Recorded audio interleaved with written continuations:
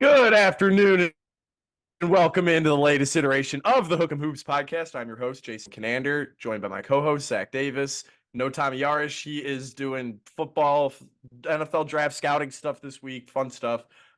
We've got more fun stuff, though. We're talking Texas basketball, and it's a great time to talk Texas basketball, Zach, because the Longhorns won their biggest game of the year on Saturday, a 22-point comeback to beat the Texas A&M Aggies. It looked impossible. It felt improbable without Arthur Kaluma, and somehow, some way, the Texas Longhorns pulled it out.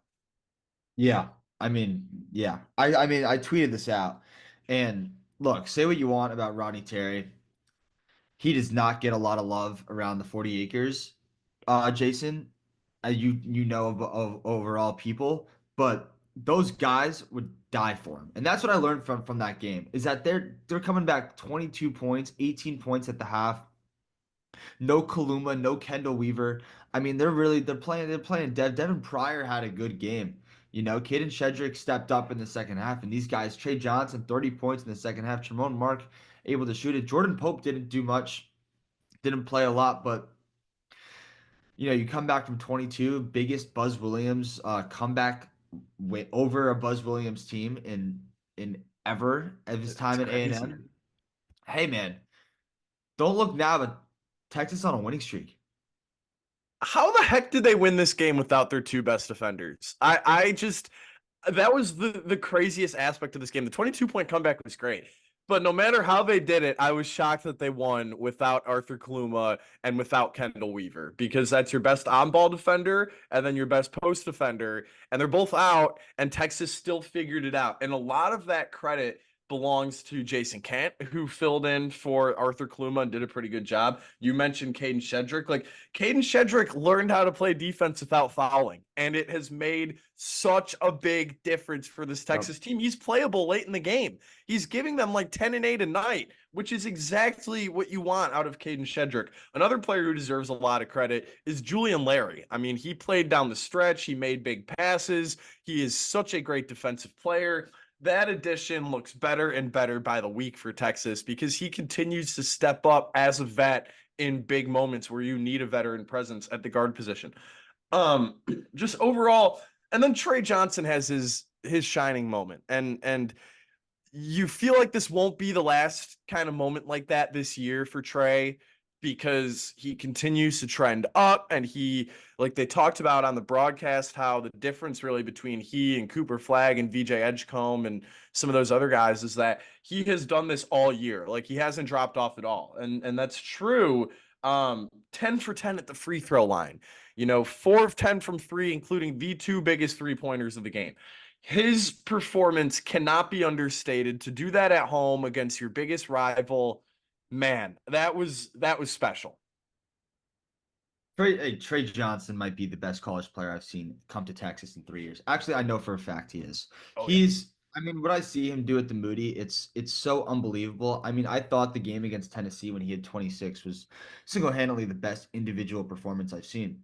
But the reason why the A&M game was such a big win, Jason, and you know this, is because even though Trey had 30, it wasn't a win that Trey had to do it himself. He didn't even take the last shot. Tremont Mark did it.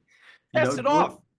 Pass it off. And I don't know what you were doing, but I was screaming for Trey Johnson to go get the ball back. But Tremont Mark, high left hand layup off the top of the glass and in to erupt the entire Moody Center. It's just, this team, Julian Larry's coming into form. I feel like with no Kendall Weaver, look, Kendall Weaver is a man that gives you a great defensive presence. He gives you a lot of forced turnovers, but he's also going to turn the ball over. He's not the best dribbler. He's not that much of a shooter. So you take defense and you lose offense with Kendall Weaver. The fact that Kendall Weaver hasn't played, now you're seeing some more offense and less defense. Now the offense can be inconsistent. So if Kendall Weaver's in there, you're not going to see 22-point deficits. I guarantee that. So, but because of the offense that is provided by Larry and Mark and Pope, and now that they can play more minutes because Kendall Weaver's out, now you're having a lot more offensive production. So you kind of have to figure out what you want and what you don't want when Kendall Weaver becomes healthy and how he might fit into the rotation because he is fun to watch and he's kind of a Texas Corral fan. Fan He's one of favorite. the more popular ones in the Corral. So what do you do? There's a lot of questions, and it's a winning streak. I know they got blown out by Florida, but there's three for their last four, and their SEC losses are to Florida, Tennessee, and Auburn. Those are the top three teams in the SEC, and then they have Yeah. one more, and then Oklahoma, Missouri, A&M. It's Big pretty good. wins. Big wins. It's damn good. It's damn good. Continue. Yeah, it's just I mean, look, they've played 8 games in the quad one and they're now 3-5. I know it's a bad tough start, but they're 3-5 in the quad one, 2-1 in the quad two. Um, and I think there's actually I can look at this right now. Yep, there is only 4 games left on the schedule that are quad two. So everything is quad one besides home against Arkansas, at South Carolina, home against Georgia, and then home against Oklahoma. Everything else is quad one. And what? There's 11 games left on the schedule, so 7 more quad one opportunities. We said we need to go. Texas needs to go 7-10 in the SEC. They're 3-4. They got to get 4 of them, Jason. Quite the comeback, man. After they started 0-3, to be 3-4. It's like what they did last year, except they're doing it in a much harder conference. Much harder might be a stretch, but they are doing it in a harder conference and in a new conference. They're adapting really, really well, and I'm impressed. You can 100% consider me impressed. Through these first couple of league games, several league games now. I just thought that A&M win, what it means for Rodney Terry, to have never lost to Oklahoma. Now you beat Texas A&M on your home court. And then there's the big game that we're going to talk about coming up here against Ole Miss tonight. And if Rodney Terry wins that game, it's going to be hard to fire him, because to win games against Oklahoma, Texas A&M, and Ole Miss, those are your three most important from a morality standpoint teams to beat in league play. And if he does that, man, I just I loved seeing his reaction, by the way, after that win, sticking his tongue Tug out. out? Oh my Yeah. God, like it Don't. was Yeah, great. no. Rodney Jason is a man of the people. I don't care. I don't care if they lose out for the rest of the year. Rodney should not be fired. He's had such a successful year. Jason's gonna laugh. He not a successful. He's had in the past. I understand. It was his team was passed on to him from the guy that he's going to play on Tuesday or Wednesday, whatever the day it is. It's Wednesday. Um, but he went to the Elite Eight by himself. Chris Beard was not on the roster, was not on the team when they played in March. They did it in the round of 32 and lost in the last possession to Tennessee. Now they're 3-4 in the SEC. I know they started rough, and they don't have any recruits, and there's a ton of things to not like about Rodney Terry compared to Chris Beard and compared to what other sports are doing around Texas compared to men's basketball.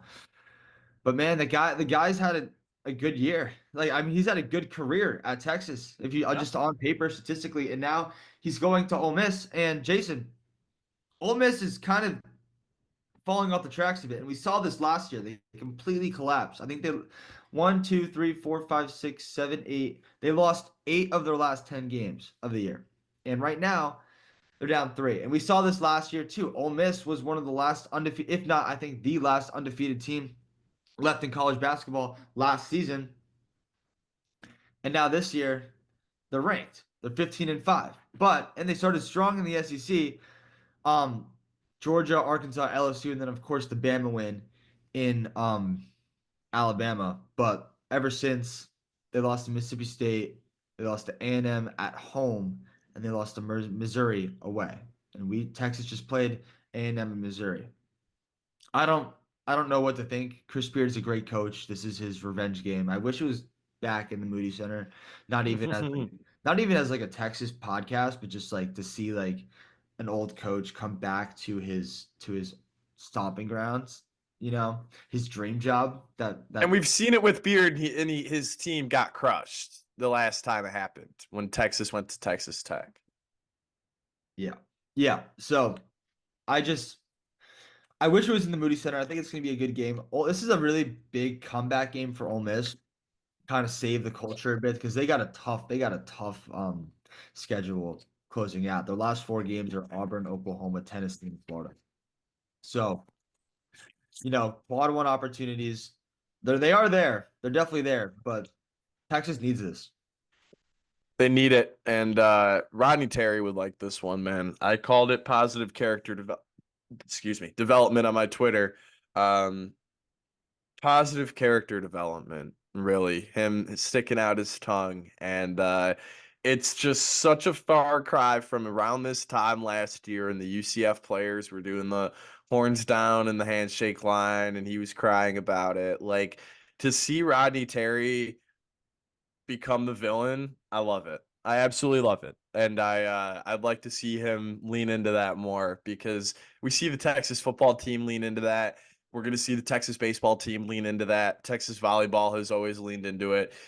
Good things happen when you lean into being hated as a University of Texas sports team. And I think Rodney Terry needs to do that. While on the topic of being hated, we need to talk about Chris Beard a little bit because he has one of the more interesting head coaching tenures like ever, at Texas, his alma mater. I described it this week as that he was never able to really get started. I think that team in 2023, and I'm going to be careful the way I say this because I don't want to take any credit away from Rodney Terry, but I think that those players were destined for greatness to an extent anyway. Serge Jabari Rice was one of the pickups of the transfer portal, and Beard loved the guy. Like, I remember there was a press conference early in the season when Beard talked about, he was like, well, me and Serge Jabari both grew up playing basketball on gravel. And I was like, huh, that's kind of interesting how those two are very hard-nosed, tough dudes. Um, Chris Beard being a hard-nosed, tough dude was not well received by the players at Texas. I know this as a fact. The players were not a fan of his. For the most part, they did not respond well to his coaching. Um, I mean, we saw it his first year. Trey Mitchell left. Jalen Tyson left. Jalen Tyson left because Beard refused to play him. And there were coaches on the staff who were asking Beard to play him, and Chris Beard wouldn't do it. And Jalen Tyson went on to become an NBA player. So when you have shortcomings like that, it already becomes a questionable tenure. But then when you have the big shortcoming that resulted in his removal as head coach, um, it was a disastrous tenure. And to remember it as anything short of that is wrong. I think that on the court, things were starting to come together. They were the number 2 team in the country. They were destined for greatness anyway. But off the court, when you represent the University of Texas, you need to represent it with pride. You need to represent it the right way. You need to represent it, like you're representing your family. And for Chris Beard to have done what he did with Texas basketball being on the pedestal that it was at in the moment is unforgivable from the University of Texas. And Chris Del Conte said after the charges were dropped and he decided to remove Chris Beard anyway, he said, it doesn't matter what, the police decide to do. There's a clause in his contract that says we can remove him at any time for feeling like his conduct is unbecoming of a head coach at the University of Texas, and that's what it was. And for it to be remembered as anything other than that is incorrect, in my opinion. Yeah. I mean, we do. I feel like we have to give credit to a certain point of Chris kind of like taking Texas just out of the gutter of the college Yeah. basketball world. I mean, Shaka Smart was here Oh, yeah. before him, Rick Barnes, Tom Penders. I mean, it was a bit of a rough patch, and he was only here for 1.5 years and 1.5 seasons, and he completely brought them out of turmoil and put them back on the map and made them a Texas and made them what Texas was. And they were a 1 seed, or no, they were not a 1 seed. Were they a 1 seed? They were a 2 seed They that were year, a but 2 seed. man, Yeah. It that's the was like tough thing, debatable, right? right? They won the Big 12 championship, like they got hot. and they were like 5 overall, maybe. But Yes, they were 5 overall. yeah, yeah. So great year. That's partially why I just don't like how Rodney Terry gets all the shit because I mean it wasn't like it was what is he gonna do? Turn down a head coaching job at the Yeah. University of Texas? I mean, it was he earned it. I mean, he's Rodney Terry's been everywhere, and he was at Fresno State, he was at UTEP, and then he went with Chris Beard to Texas, and then the job kind of fell on him. And he's done a tremendous job. He's done a tremendous job. He's killer in the portal. He has got Trey Johnson, one of the best recruits to ever come to Texas, one of the best freshmen outside of maybe Kevin Durant, out of Kevin Durant. Actually, I can say that for sure. Um, but this is a big game because Texas was Chris Beard's dream job, and I know he got to play him against Tech when he was at Tech, but that's different because Yeah. he was at Tech trying to earn the Texas job. Now he's at Ole Miss trying to revenge the University of Texas. So He's trying to climb back up. trying to climb back He up. wants So that IU job that's going to open up this spring. yeah, yeah, exactly, exactly. So there's it's such a big storyline to this. That's why I really wish it was in the Moody Center because I would have loved to see UT students at that game and how they react to it. But you know, nothing wrong with a quad one opportunity. This is the last thing I'll say really on the Chris Beard storyline before we talk about the game and then get into our predictions. I'm interested to see how Rodney Terry handles this on Wednesday because I know it was your freshman year when this all went down, but the way this was handled by the university, by the players, they didn't really talk about it in season. And credit to them, they were able to kind of tune it out. And later on, after the season was over, some of the players talked about how that really helped them and how they were able to do it for themselves. Um, We've never really heard Rodney Terry speak at great length about his relationship with Chris Beard, where it stands right now, the opportunity that Chris Beard gave him. Rodney Terry left a standing head coaching position to join Chris Beard's staff. So Chris Beard believed in Rodney Terry, and Rodney Terry believed in Chris Beard. And Rodney Terry doesn't get this opportunity unless Chris Beard makes the worst decision of his life. And I think that's the most interesting dynamic about this relationship. And I'm just interested to see the dynamic play out on Wednesday night in Oxford. It's gonna be scenes. It's gonna be the craziest atmosphere Texas has played in this year. And I think they're up to the task against this Ole Miss team. This is a wounded Rebels team. They've lost their last 3 in conference play after starting out 4-0. And for Texas, this is an opportunity to jump that next group of SEC teams in the net. They have Mizzou, who's still a couple of spots above them, and then Ole Miss, who is about 8 spots above them. But with a win on the road against Ole Miss, Texas could jump both of those teams, and then you're the 5th ranked team in the SEC in the net, and at that point, you're essentially an NCAA tournament lock. Yes, I'm getting a little ahead of myself here, but that's what's at stake for Texas tonight in Oxford in a really winnable game. Like, this is a team that Texas matches up really well with. There's no Jamarion Sharp on the Ole Miss side this year. So, in terms of the bigs, Texas should be fine. Their guards are little ass dudes. Like Jalen Murray is 5'10, 5'11 is what he's listed at. We know that's generous. And then Sean Padula, the perfect Chris Beard player, but he's 6'1. Texas should have their way defensively. And we've kind of seen the defense really step it up lately. They had their best performance of the year against Mizzou. They had their best half of the season in the second half against Texas A&M. Zach, I'm feeling good. I don't know about you. I'm feeling good. Yeah, hey, I feel great for multiple reasons. Again, you were spot on with the size. I think Texas is much bigger than them. Yeah. Um, do we know if Arthur Kaluma is healthy for this game? That's a As question a mark. He's second? going to be a Yeah. game time decision. Okay. All right. So I'm not sure how much it matters. It definitely is going to help, but I know Malik Dia is really good. Um, how does Cade and Shedrick play against Malik Dia? Um, how do the guards play? I do think Texas is getting hot. I think Ole Miss is getting cold.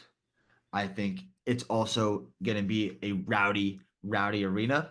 So who cares if Texas is hot? Who cares if Ole Miss is cold? I think it's going to really benefit Ole Miss. So I'm feeling good about this game. I think both teams are heading in different directions, and Texas is heading in the positive one, and Ole Miss is heading Hmm. down. Hmm. Texas got some rankings, got some votes in the rankings, Jason. And Finally.